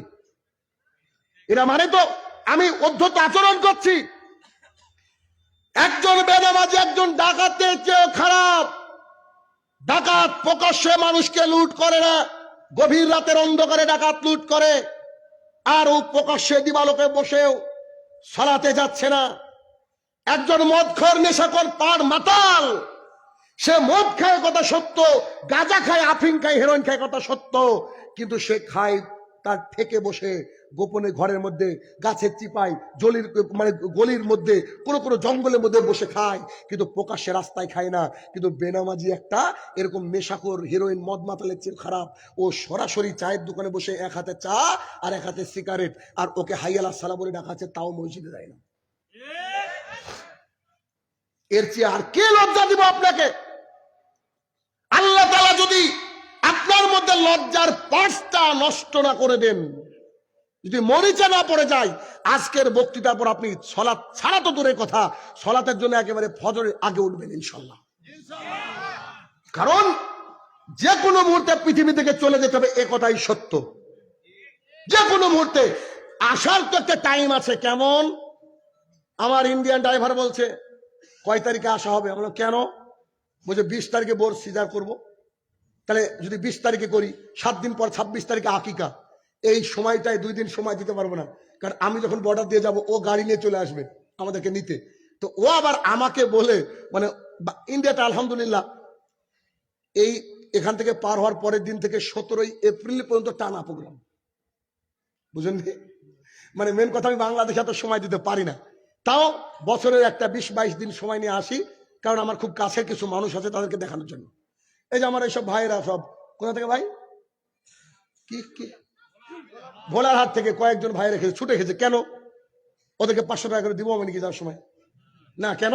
ভালোবাসে, দিনের দাওয়াত, বেশ এই ভালোবাসা, আর অন্য কিছু না ভাই আমার। তাহলে এইসব ভাই প্রত্যেক বছর নতুন নতুন নতুন নতুন কেউ কেউ সাক্ষাৎ হয়, আর তাদের সাথে একটা বন্ডিং হয়ে যায়। যেদিন শুনবে যে শাহিনুর রহমান মারা গিয়েছে, আমি নিশ্চিত সবাই আমার জন্য দোয়াই করবে ইনশাল্লাহ। তো মানুষের দোয়া পাওয়া একটা সৌভাগ্যের বিষয়, বুঝলেন না? এদেশে তো হাজারো আলেম মারা গিয়েছে, কিন্তু জেলবন্দি আলেমের জন্য সবারই মন থেকে দোয়া, যিনি আল্লাহর কাছে চলে গিয়েছেন, বুঝেন না? অতএব বুঝেন ভাই আমার, যেটা আমি বলতে চাইছিলাম যে যারা হক কথা বলে তাদের শত্রু বেশি থাকলেও ভালোবাসার মানুষও কিন্তু কম নাই। আমরা যেমন হক কথা বলি তেমন আমরা সেলিব্রিটি হওয়ার নেশায় মানুষকে শিরক বিদআত থেকে সবসময় আমরা কি মানে টেনে হিসেবে বের করার চেষ্টা করি, তাতে যদি সমস্যা হয় হবে। কালকে একজন সভাপতি ছিল, কালকের আমি যেখানে মাহফিল করলাম, একজন সভাপতি অনেক বয়স্ক মানুষ, তিনি স্টেজে বসে বলছেন যে আমি ওনাকে বক্তৃতার বিষয় দিলাম, আমাদের এখানে একটা খানকা তৈরি হয়েছে, এই খানকার বিরুদ্ধে তিনি সব আমাকে স্টেজে দিয়ে দিলেন। ওই বিষয়ে আমি বক্তৃতা দিলাম, উনি বুড়ো বয়সে বুঝতে পেরেছেন যে খানকা এগুলো চলবে না, কিন্তু ইয়াং মানুষরা বুঝতে পারেনি। তা আমি বললাম শোনেন, আমরা ওই সেলিব্রিটি না যে আমার মাহফিলে 20 লাখ লোক হবে, 30 লাখ লোক হবে, আর আমি তাকে ইন্ডিয়ার কিছু গান শোনাবো, কিছু গজল শোনাবো, এর মাধ্যমে সমাজ পরিবর্তন হবে না, হবে না, হবে না, কিয়ামত পর্যন্ত হবে না। কিন্তু আব্দুর রাজ্জাককে এক সময় ঢুকতে দেন না আপনারা, এখন আসলে সবাই বলেন যে আমার বাড়িতে আসেন। রাসূলুল্লাহ সাল্লাল্লাহু আলাইহি সাল্লামকে তায়েফের ময়দান থেকে তাড়িয়ে দিয়েছে মানুষ, এখন তায়েফবাসী কোরআন বুকে নিয়ে কাঁদে। কারণ আমরা কষ্ট দিতে আসিনি, আপনি আমার ভাই, আপনাকে বোঝাতে এসেছি যে কবরে আমাদেরকে কেউ সাথ দিবে না, কিয়ামতের মাঠে কেউ সাথ দিবে না, যা করতে হবে তাই হচ্ছে। ওহো, আরেকটা জিনিস ভুলে গেছি, বেনামাজি কারা কারা বলতে গিয়ে যে 5টা বলেছিলাম না, 6 নম্বরে আরেকটা শুনে রাখেন যেটা আমার মাথার মধ্যে ছিল না, যারা আল্লাহ রসুলের তরিকায় সালাত আদায় করে না এরাও বেনামাজি। রাসূল সাল্লাল্লাহু আলাইহি সাল্লাম বলেন, সাল্লু কামা রাআইতুমুনি উসাল্লি, সহিহ বুখারী। যে কোনো পাবলিকেশন আপনি দেখেন 631 নম্বর হাদিস, রাসূল সাল্লাল্লাহু আলাইহি সাল্লাম বলছেন তোমরা সালাত আদায় করো আমি যেমন করে করেছি, অর্থাৎ আমাকে দেখে আদায় করো। কোনো ইঞ্জিনিয়ারিং চলবে না, কোনো বাড়ানো কমানো চলবে না, আল্লাহ রসুল যেমন করে বলেছে তেমন করে হুবহু আদায় করতে হবে। যদি আদায় করতে পারেন তো হবে, যদি না পারেন তো হবে না। আল্লাহ কাছে বেনামাজি, আপনি আল্লাহ কাছে বেনামাজি, নিশ্চিত বেনামাজি। আচ্ছা কেন কেন? 1 মিনিট, আপনার ছেলে এলাকার মধ্যে পড়াশোনায় সবচেয়ে ভালো, ইন্টারমিডিয়েট পরীক্ষা দিবে, ছেলেকে বাবা জিজ্ঞাসা করছে আব্বু পরীক্ষা কেমন হয়েছে, ছেলে বলছে আব্বু 100-তে 98 পাবো ইনশাল্লাহ। এরকম ছাত্র আসে নাই? আমার মেয়ে 6 বছরের বয়স, পরীক্ষা দিয়ে এসেছে, আমি বলছি আম্মু কত পাবা, তো বলছে যতর মধ্যে পরীক্ষা অত না পারলে পড়বই না। বুঝলে কি কথা রে বাবা, এরকম করে তোমার বাপও তো বলতে পারেনি, তোমার বাপ এলাকার ছাত্র ছিল। তো বলছে যে আমি তোমার বিটি না, মানে খুব কথা আর কি, আমি তোমার মেয়ে না, ইংরেজি মাস্টারের মেয়ে, তুমি দেখো। তো সত্যি সত্যি রেজাল্ট বেরোলো, যেদিন 80 তার আগের দিন রেজাল্ট, 30শে ডিসেম্বর রেজাল্ট ছিল, দেখছি হ্যাঁ যা যত পরীক্ষা তত পেয়েছি, সব সাবজেক্টে আলহামদুলিল্লাহ। তো কি বলতে চাচ্ছিলাম, কি একটা কথা বলছিলাম আমি, হ্যাঁ, রাসূল সাল্লাল্লাহু আলাইহি সাল্লামের তরিকা যদি আমাদের এর মধ্যে না থাকে, আমাদের সালাতের মধ্যে না থাকে, তাহলে হবে না। আপনার ছেলে ইন্টারমিডিয়েট দিবে, পরীক্ষা দিবে, বাবা জিজ্ঞাসা করছে বেটা কত, বাবা কত বলেছে 98। ইমানদারিতে বলেন তো, ছেলে পরীক্ষা দিচ্ছে সত্যি সে 98 পেয়েছে, কিন্তু রোল নম্বরটা লিখতে ভুল করেছে, রেজাল্ট কি আসবে? পুরো খাতাই বাতিল। ইন্টারমিডিয়েট 8, 9, 10 এগুলা মানে 7, 6 এগুলো অসুবিধা না, কেন স্কুলে গিয়ে পরিবর্তন করা যায়। ইন্টারমিডিয়েট এমন ঢাকায় যাওয়া লাগবে, অনেক সমস্যা। তো মারা যাওয়ার পর তো রিটার্ন আসা যায় না, দুনিয়াতে তো ঢাকা যাওয়া যায়, তাই না? তো যদি তাই হয়, ছেলে সব ঠিক করেছে, খালি কি করেছে, রোল নাম্বারটা ভুল করেছে, তাই ছেলের রেজাল্টটা বাতিল। ওই মুহূর্তে ছেলেকে বাতিল, আর বাতিল শুনে ছেলে আত্মহত্যা করেছে, কিন্তু পরে আবার রেজাল্ট দেখে ছেলে পাস। আর কোনো কাজে লাগবে কি? আর কোনো কাজে লাগবে না। এখন কবরে আপনি গিয়েছেন, গিয়ে বলছেন আমার তো হুজুর এভাবেই বলতো, তখন ফেরেশতা, এমন একটা ফেরেশতাকে মোতায়েন করা হবে যে ফেরেশতা আপনাকে আমাকে মারবে, যার চোখও থাকবে না, কানও থাকবে না। মারের গতি কি হবে বলেন তো? কথা বুঝতে পেরেছেন? আরে পুলিশে মারলেও তো চোখ মুখ দেখে মারে গো, কিন্তু ফেরেশতা এমন করে মারবে যে ও বুঝতে পারছে না কাকে মারছি, দেখতে পাচ্ছে না কাকে মারছে, শুনতে পাচ্ছে না কাকে মারছে। পরিস্থিতি কত ভয়াবহ। অতএব আবার একটু কথাটাকে একটু প্যাকেট করে দিই। এক, সালাত আদায় না করলে সে ব্যক্তি কাফের, স্পষ্ট জেনে নেন। আমি মাঝে একটা কথা বলেছি যে আমাদের সমাজে বেনামাজি তৈরি করে আমাদের ইমামরা। কেন? তিনি যদি এইভাবে কড়া বক্তৃতা দিতেন, আমি আশাবাদী 100 মুসল্লি হতো না? 2, সালাত ছাড়া কিয়ামতের মাঠে কোন আমল নামার হিসাব নেওয়া হবে না। 3, সালাত আদায় করব কিন্তু নবীর তরিকায় হওয়া জরুরি, নবীর তরিকায় হওয়া জরুরি। 4, আল্লাহর জমিনে যত দিন আছেন অতদিন সালাত আদায় করা লাগবে। শাহিনুর রহমান সাহেব প্যারালাইসিস হয়ে গেছে, হাত তুলে ইশারায় নামাজ পড়েন, হাতও উঠে না, চোখের ইশারায় নামাজ পড়েন, চোখও কাজ করে না, শুধু মনে মনে বলেন যে এটা সূরা ফাতিহা, এটা রুকু, এটা সেজদা, তখনও সালাত আদায় করতে হবে। রাসূলুল্লাহ সাল্লাল্লাহু আলাইহি ওয়াসাল্লাম বলেন যুদ্ধ ক্ষেত্রে সালাত মাপ নাই। আর আপনার বাড়িতে বিয়ে মশাই এসেছে, বলছেন যে সালাত নাই, হয় কি হয় না? শুনেন, সালাত আদায় করবেন। সৌদি ফতোয়া বোর্ডের আরো একটা ফতোয়া যেটা আপনাকে কষ্ট দিবে, স্ত্রী সালাত আদায় করে, স্বামী সালাত আদায় করে না, স্বামী সালাত আদায় করে, স্ত্রী সালাত আদায় করে না, উভয়ের মাঝে বিবাহ বন্ধন নষ্ট। প্রায় বাড়িতে এরকম আছে না? প্রায় বাড়িতে এইরকম। অথচ স্ত্রীকে বলেন যে কোরআনে আছে 4টে বিবাহ করার কথা, সব মেনে নেবে, কিন্তু বিবাহ করার কথা মানবে? 1 মিনিট একটা ঘটনা বলি আপনাদের। প্রতিদিন তার স্ত্রীকে বলে, দেখো তুমি অনেক কষ্ট করো, একটা বিয়ে করি। তো হঠাৎ করে সেই লোক বলছে, বৃহস্পতিবারের রাত্রিতে হঠাৎ মেনে নিল আমার স্ত্রী, আচ্ছা করো একটা বিয়ে। কি যে আনন্দে ঘুমালাম। জুমার দিনে ফজর মানে সালাত আদায় করব, জুমার সালাত আদায় করার পরে আমার বউকে নিয়ে পাত্রী দেখতে যাব, মনের মধ্যে আকাঙ্ক্ষা, স্বপ্ন নিয়ে ঘুমিয়েছি। ঘুম থেকে উঠে তাড়াতাড়ি করে গোসল সেরে দেখছে ঘড়িতে 11:30। গোসল সেরেছে, গোসল সেরে সুন্দর একটা পাঞ্জাবি পরে যাচ্ছে, বলছে আসসালামু আলাইকুম। তখন তার স্ত্রী পেছন থেকে পাঞ্জাবিটা ধরে বলছে, শোনো, কোথায় যাও? কেন? জুমা পড়তে। এদিকে আসো। ঘরে একটা ক্যালেন্ডার ছিল, ক্যালেন্ডারের দিকে তাকিয়ে বলছে আজকে কি বার দেখো তো। তো বলছে আজকে তারিখ এত, কি বুধবার, কি ব্যাপার, কবে শুয়েছিল? তো বুধবার কেন? বুঝে তুমি আমাকে প্রতিদিন বিয়ের কথা বলো, মেজাজ তো খারাপ করো। কালকে রাতে যখন বিয়ের কথা বললাম, মেজাজ তো আমার আরো খারাপ হলো। এমন ঘুমের ওষুধ দিয়েছি, বৃহস্পতিবারে রাতে শুয়ে বুধবারে চালা পাচ্ছে। আল্লাহর কসম করে বলছি, এরপরে যদি বিয়ের নাম মুখে আনো, এমন ওষুধ দিব কিয়ামতের মাঠে উঠবা। স্ত্রীরা আসলে সবকিছু মেনে নিতে তাই, কিন্তু স্বামীর ভাগ তারা দিবে না, ওই একাই স্বামীকে জ্বালাবে, দায়িত্ব নিছে একদম, বুঝলেন না? এক্সট্রা অতিরিক্ত কথাটুকু বললাম আপনার আমার সতর্কতার জন্য, কিন্তু সেই স্ত্রীকে আমাদেরকে সালাতের মধ্যে নিয়ে আসতে হবে। আচ্ছা, গেল সালাত। শেষে সামান্য সময় আপনাকে একটু দেখাবো ইবাদত কবুল হওয়ার যতগুলো শর্ত হয়েছে, তার মধ্যে একটা শর্ত হচ্ছে হালাল রুজি। কি বলেন? হালাল রুজি। হালাল রুজি যদি না থাকে, তাহলে আমরা যত ইবাদত করি না কেন, এই ইবাদত আল্লাহর কাছে কবুল হবে না। মুসলিম শরীফের হাদিস, রাসূল সাল্লাল্লাহু আলাইহি সাল্লাম বলছেন, ইন্নাল্লাহা তাইয়্যিবুন, নিশ্চয়ই আল্লাহ পবিত্র, লা ইয়াকবালু ইল্লা তাইয়্যিবা, নিশ্চয়ই আল্লাহ পবিত্রতা ছাড়া অন্য কিছু গ্রহণ করেন না। পান, বিড়ি, জর্দা, গুল, সিগারেট কি পবিত্র? আল্লাহ সুবহানাহু ওয়া তাআলা বলছেন, ইয়া আইয়ুহাল্লাযীনা আমানু ইন্নামাল খামরু, শুরুতে বলছেন ও ঈমানদারগণ শোনো, নিশ্চয়ই নেশাদার দ্রব্য রিজসুম, নাপাক, শয়তানের পদাঙ্ক অনুসরণ করে না। আল্লাহ তাআলা অপরাধে বললেন, ইয়া আইয়ুহান নাস কুলু মিম্মা ফিল আরদি হালালান তাইয়্যিবা ওয়ালা তাত্তাবিউ খুতুওয়াতিশ শয়তান।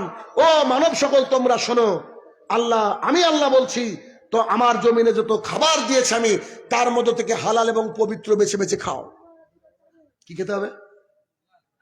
হালাল এবং পবিত্র, হালাল এবং পবিত্র, হালাল এবং পবিত্র বেছে বেছে খেতে বললেন। আর আগের আয়াতে বললেন নেশাদার দ্রব্য। নেশাদার দ্রব্য নিয়ে যদি বিশ্লেষণ করেন, পৃথিবীতে যা বেশি খেলে নেশা হয়, তার অল্পটাও হারাম। হুজুর জর্দা খাচ্ছে, হুজুরকে 500 জর্দা একেবারে ভাতের মতো খাওয়িয়ে দিয়ে দেখেন, হুজুর যদি দাঁড়িয়ে থাকতে পারে তো বলবো নেশা না, বুঝলেন? কিন্তু আমাদের সমাজের এক শ্রেণীর হুজুর বলছে পান বিড়ি জর্দা গুল সিগারেট হচ্ছে মাকরু। বলে কি বলে না? বলছে মাকরু, আর বাকি গেলা হচ্ছে নেশাদার দ্রব্য। আর এক হুজুর আবার বলছে যা ঢেলে পান করা হয় ও নেশা, বাকি নেশা না। কত ক্যাটাগরি আছে। আচ্ছা বলেন তো, যারা আসলে এই ফতোয়া দিয়েছে তারা নিশ্চিত 100-তে 110% গ্যারান্টি ওরা খায়, আর না হলে আকিজ গ্রুপের সাথে আর কোনো টাকা পায়। কত বড় সাহস ওর, কত বড় সাহস! আল্লাহ রসুল বলছে যে কাঁচা পেঁয়াজ আর রসুন খেয়ে মসজিদে যেও না। আর এই হারামি, হারামি তো বলবো হারামখোর, এই হারামখোর কি করেছে?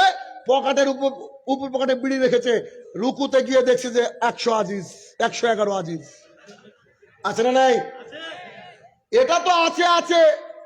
পৃথিবীর বুকে সবচেয়ে বড় নিরাপদ নেশার নাম হচ্ছে গুল, যা মসজিদের বাথরুমেও পাওয়া যায়। পৃথিবীর বুকে এমন একটা জীবের নাম বলতে পারবেন নাকি যেই জীব একসাথে খায় আর পায়খানা করে? পাবেন না। কিন্তু মানুষ পাবেন। সকালবেলায় উঠে মেশক খোঁজার কথা, বলছে ও মামনির মা লাইটার কোথায় গো? তো বলছে কেন গো? বলছে তুমি কে জানো না, না টান মারলে আমার ক্লিয়ারই হয় না। কত বড় বিয়াদব, কত বড় বিয়াদব! কাঁচা পেঁয়াজ এবং রসুনের গন্ধ পাশের মুসল্লি কষ্ট পাবে, ফেরেশতারা কষ্ট পাবে, তাই আল্লাহ রাসূল নিষেধ করেছেন। আর বিড়ির গন্ধ, জর্দার গন্ধ বুঝি নাই? খালি বিড়ি আর জর্দার গন্ধ দিয়ে মানুষকে অজ্ঞান করে দিয়ে দিতে পারে। যেই ব্যক্তি কোনোদিন এগুলা খায়নি, ছয়নি, দেখবেন অজ্ঞান হয়ে যাবে।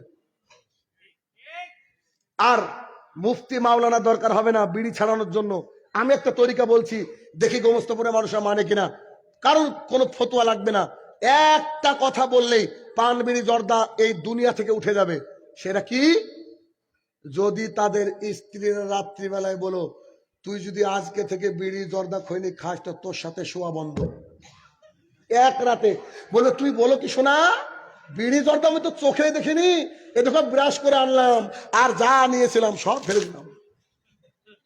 হবে কি হবে না?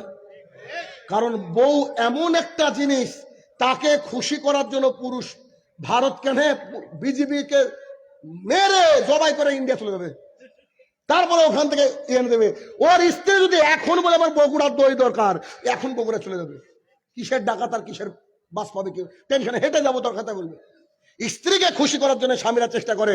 স্বামীকে শুধরানোর জন্য পৃথিবীতে সবচেয়ে বড় মাধ্যম হচ্ছে স্ত্রী। বুঝেন না? স্ত্রী যদি বলে যে আমি তোমার সাথে আর সম্পর্ক নাই, সেদিন থেকে দেখবেন যে পুরুষরা সব বিড়ি ছেড়ে দিয়েছে, জর্দা ছেড়ে দিয়েছে, খৈনি ছেড়ে দিয়েছে। কিন্তু দুঃখিত, তারাও কিছু বলে না। আর এরা তো আছেই, হারামখোররা তো আছেই। শোনেন, পৃথিবীর কোন আলেম এসে একটা হাদিসকে উল্টাতে পারবে না। আর মাকরু যারা বলে তাদের বাবা 14 গোষ্ঠীকে চ্যালেঞ্জ করলাম, কিয়ামত পর্যন্ত মাকরুর দলিল পৃথিবীতে নাই। মাকরুর দলিল পৃথিবীতে কোথা থেকে আসলো? এই হাদিস হচ্ছে মেড ইন চায়না, যার কোনো গ্যারান্টি নাই। হুজুরের পকেট থেকে হাদিস বের করেছে, বুঝেন না? আল্লাহ রাসূল সাল্লাল্লাহু আলাইহি ওয়াসাল্লাম কি বলেছেন দেখেন। আন আয়েশা রাদিয়াল্লাহু তাআলা আনহা قالت قال রাসূলুল্লাহ সাল্লাল্লাহু আলাইহি ওয়াসাল্লাম, আয়েশা রাদিয়াল্লাহু তাআলা আনহা বলেন রাসূলুল্লাহ সাল্লাল্লাহু আলাইহি ওয়াসাল্লাম বলেছেন কুল্লু খামরিন, আল্লাহু আকবার। আচ্ছা কুল্লু মানে কি? সব। সৌদি আরবে যদি কারা যেয়ে থাকেন জিজ্ঞেস করবে যে এই দুটো আপনাকে নিয়ে যেতে বলছে। এবার একদম আল্লাহ শিল কুল্লু মানে শিল মানে তুলো, তখন কুল্লু মানে পুরো আপনাকে তুলে নিয়ে যেতে হবে। তো কুল্লু মুস্কিরিন খামরুন, আর কুল্লু খামরিন হারাম। প্রত্যেকটা নেশাদার বস্তু মদ, আর প্রত্যেকটা মদই হারাম। হ্যাঁ, যদি হাদিসটা এমন থাকতো, আন আয়েশা রাদিয়াল্লাহু তাআলা আনহা قالت قال রাসূলুল্লাহ সাল্লাল্লাহু আলাইহি ওয়াসাল্লাম কুল্লু মুস্কিরিন খামরুন ইল্লা জর্দা, বিড়ি, খৈনি, গুল, এগুলো বাদ দিয়ে সব, তাহলে হুজুরকে একটু মান্যতা দিতাম, বুঝতাম। কিন্তু এই হুজুর করে কি? এটাকে খাওয়ার জন্য, নিজে খাওয়ার জন্য তিনি জাতিকে গুমরা করছেন। এই ব্যক্তিদের ইবাদত কবুল হবে না। আচ্ছা বলেন, আর কিছু লাগবে? আমি আপনাদেরকে সালাত বললাম, আমি আপনাদেরকে কি বললাম? নেশাদার বললাম, দ্রব্য বললাম। নেশাদারের উপরে আমি আপনাকে 100 হাদিস দিতে পারি। একটা হাদিস আপনার জন্য যথেষ্ট। আর একটা হাদিস আপনাদের জন্য যথেষ্ট। দেখেন, নুমান ইবনে বাশির রাদিয়াল্লাহু তাআলা আনহু বলেন, একটা হাদিস বাড়িতে নিয়ে যান। এটা নুমান ইবনে বাশির রাদিয়াল্লাহু তাআলা আনহু বলেন রাসূলুল্লাহ সাল্লাল্লাহু আলাইহি সাল্লাম বলেছেন হারাম হালাল সুস্পষ্ট। গরুর গোশত হালাল এ বিষয়ে কেউ প্রশ্ন করেছেন কখনো? আচ্ছা, মুরগির গোশত হালাল এটা প্রশ্ন করেছেন? ভাই এটা কিসের গোশত? মুরগি। এটা কি হালাল? এরকম। আচ্ছা, মাঝে একটা কথা মনে পড়লো বলি, এই হাদিসের রিলেটেড। নোমান ইবনে বাশির, ভুলে গেলে মনে করে দিবেন, যদিও মনে থাকবে ইনশাল্লাহ। দেখেন, এখন এদিকে জানি না মানুষ বক বা কোনো পশু পাখিটা কি ধরে খাওয়ার জন্য? আচ্ছা, এক লোক করেছে কি, জাল বিছিয়ে দিয়েছে, জাল গম চাল ছিটে দিয়েছে পায়রা ধরার ইচ্ছায়, মানে পাখি ধরার ইচ্ছা। তো সন্ধ্যা হয়ে গেছে, বাড়ির কাজে একটু দেরি হয়ে গেছে, এসে দেখছি যে দুটো পড়েছে, একটা পায়রার একটা কাক। কি পড়েছে? পায়রার কাক। তো তারা যখন তাদেরকে যখন নিয়ে যাচ্ছে, নিয়ে গিয়ে খাঁচার মধ্যে ঢুকেছে, সকালবেলা জমা হবে। পায়রা কানতে শুরু করেছে, প্রতীক, এটা গল্প শোনানোর জন্য, বোঝানোর জন্য। পায়রা কানছে, হায় আল্লাহ আমার কি হবে, আমার মেয়াদ ফজর পর্যন্ত, ফজরের পরে আমাকে জবাই হতে হবে। এর কান্না দেখে কাকও কান্না শুরু করেছে, হায় আল্লাহ আমার কি হবে, আমাকে জবাই হতে হবে। তখন পায়রা তাকে বলছে, ভাই দাঁড়াও দাঁড়াও দাঁড়াও, এমনি কাঁদছে বা তুমি টেনশন দিচ্ছ? মানে আরে ভাই আমি পায়রা, আমি হালাল, আমাকে জবাই করবে। কাক তো পৃথিবীর কেউ খায় না। কাক খায় নাকি? কাক তো হারাম, ভাই তুমি কেন টেনশন করো? কাক বলছে আমি জানি যে কাক পৃথিবীর লোক খায় না, তো তুমি তাহলে কান্না করো কেন? বুঝা, আমি কান্না করছি এই জন্যে, আমি যদি আম পাবলিকের হাতে ধরা পড়তাম টেনশন ছিল না, সে আমাকে ছেড়ে দিত। আমি যার জালে ধরা পড়েছি একটা হুজুর, আল্লাহ জানে কোন ফতুয়া দিয়ে বলে যে কাকও হালাল। বুঝলেননি? কোন ফতুয়া মেরা দিয়ে বলে যে কাকও হালাল, এই হাদিস হচ্ছে সহিহ। তখন আমি কি করব? পায়রা বসে তো টেনশন আরো বাড়িয়ে দিলাম। বুঝেননি? এক জঙ্গলে হাতি ধরতে এসেছে, তো হাতি বাইরে পালিয়ে যাচ্ছে, এটা হুইসেল দেয় না ওরা? হুইসেল দেয় হাতি ধরার জন্য। হাতি বাইরে পালিয়ে যাচ্ছে, আর একটা মোষ তার সাথে সাথে পালাচ্ছে। কিছু দূর পালানোর পর হাতি বলছে, ভাই হাতি ধরতে এসেছে, মহিষ না, আপনি পালাচ্ছ, তুমি পালাচ্ছ কেন? তো হাতিকে মোষ জবাব দিচ্ছে, বুঝি এটা বাংলাদেশ, শুধু একবার যদি কোর্টে বিচার যায় আমি যে মোষ, আমি যে হাতি না, এটা প্রমাণ করতে 20 বছর লাগবে। এই জন্য ভাই পালিয়ে যাওয়াটাই নিরাপদ। বুঝেননি কথা? তো হুজুর যে কখন কি